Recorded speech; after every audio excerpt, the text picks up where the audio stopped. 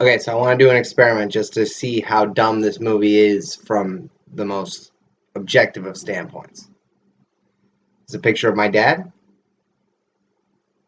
Okay, committed to memory.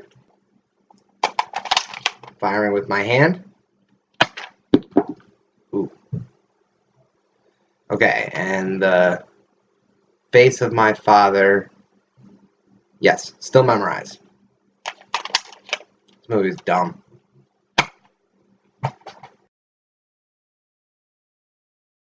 The Dark Tower, directed by Nikolai Arcel and starring Idris Elba and Matthew McConaughey. I have never read this book. In fact, I have never read most books. So just bear in mind that that's where I'm coming from, a completely fresh pair of eyes. Like, I specifically wanted to see this because I had never read the book and I was wondering if a decent fantasy franchise was about to start off. It hasn't. To be honest, as the trailers went on, I started to see how dumb this was with the whole kid's imagination connects him to a fantasy realm and that whole bullshit. You know, the Spiderwick Chronicles bullshit. Not that I've seen that one. But by the time I was actually rolling up to the theater, basically the only thing that was getting me through it was Idris Elba and Matthew McConaughey. The rest of this movie just looked so generic and boring, and like I could see myself enjoying it if this was 2002 and I was still 12 years old. Then I would have read the book, I would have gone to see the movie. I may have had a better reaction to when I saw Aragon. Do you remember Aragon? Have you seen that? I read the book, and that's pretty much the only movie in my life I've ever walked out of, even though I didn't walk all the way out of, just around that little divider. And then I watched the rest of the movie from there so that everyone thought I walked out of it. But like, this movie had some cool stuff to it. I didn't totally hate it. It wasn't like Valerian where I hated it so much that all of the good parts were just completely forgotten by the end of it. This had some cool stuff to it. I liked Matthew McConaughey's powers. His name was Walter in the movie. Walter and Roland. He basically had Kilgrave from Jessica Jones powers where he could tell you to do something and you just did it. But his was more specific and didn't require physics to work. He could say, be on fire, and you would burst into flames. My problem with that character, though, is that Matthew McConaughey pretty much delivered every line exactly the same. Like, I don't know if when they casted him, they just had him say one line, and then they're like, that's perfect, just do that. And he just did the same thing over and over again.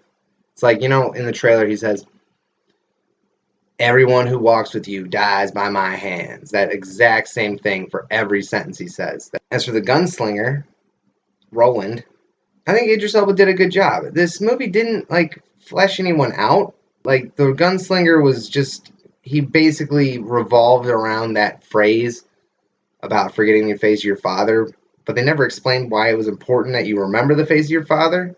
I mean, there are times when I forget, and it never affects my life, because eventually I'll see him again, and then I'll remember, or I have a picture on my phone. But I never really want to remember what my dad looks like, because every time I see him, he just gets older and older. I like to remember him when I was a kid, and all of his hair had color. But yeah, this movie is just forgettable. Like, I must have yawned 50 times through the first half of it. It picked up a little bit the second half, but, I didn't care about any of this. The kid, whose name I don't feel like looking up, because honestly, who cares about this kid? He looks like he could have been in any movie that had a kid. He's just average. He wasn't good at child acting like half the cast of Spider-Man Homecoming, but he wasn't bad at it like Ty Simpkins. Honestly, they had this opening, I want to say crawl, but it didn't move. It was just a title card. It was, how movies go.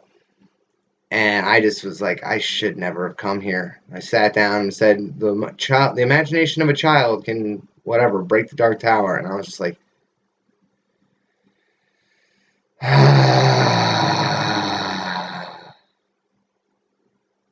there's only so hard I can sigh in front of other people, and that was quite a bit more than that. A lot of the issues I had with the movie came from it being a fantasy, but trying to use words that have meaning, like world.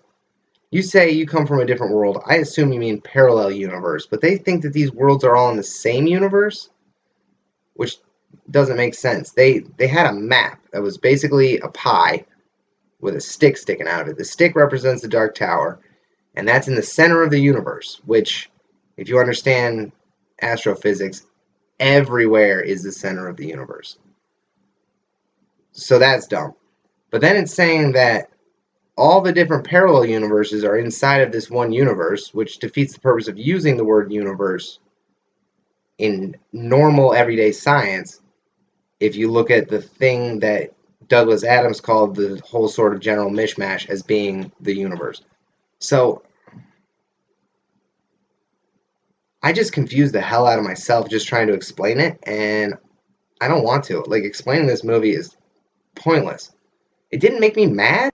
I just don't want to see it again or watch any kind of sequels to it. I mean, the theater had more people in it than I was hoping for. I was really hoping I could just kind of sprawl out, but I mean, the action in the movie wasn't nearly there for what it wanted to be. Like, they had a chase scene for like 2 minutes in the beginning of the movie, then nothing forever. Then a big dark fight scene where, you know, that in the trailer how he shoots through like glass and a shirt because all this stuff is in a row for him. That whole scene was just dark and lit by fire, so I couldn't tell what was going on. And when you could actually see the action in a scene, it was just chopped up all over the place. You couldn't even tell. It just flashed to his belt for a second. And they didn't, like I said, they didn't explain any kind of backstory for stuff. Like, you don't know where Walter came from. You don't know what happened to the world that they're on. You never see what the Dark Tower is actually supposed to be protecting you from, so you never really get a sense that the Dark Tower is doing anything other than preventing explosions. It kind of clues you into what could be there. Like, I heard on Reddit that they did some kind of 1919 thing, where they showed the movie at 719 somewhere in honor of 1919 happening twice in the movie. I'm sure it happens more in the book. It's probably a lot more important, but they mentioned it.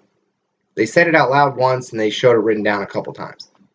Other than that, it makes me think that there's more to this than they actually showed. But I really don't have the patience to let them show it to me. This was their chance. So I started getting kind of bored halfway through it, or more than halfway through it, and I started working on this whole headcanon about a romance between Roland and Walter, because they weren't telling me why they hated each other. Why Walter is so evil that he's trying to destroy the universe, or all the universes, I don't know. So I just figured that they were once lovers and something happened, and I'll probably end up writing some kind of slash fic in my head while I'm doing other stuff for the next week. Let's just say if you're into the whole idea of kids going to a different universe and saving it and their own simultaneously, check out Digimon. It does it a lot better. It gives you time to actually get to know these people. And the guy from Pizza Hut last night complimented my shirt, so it's a good thing to have.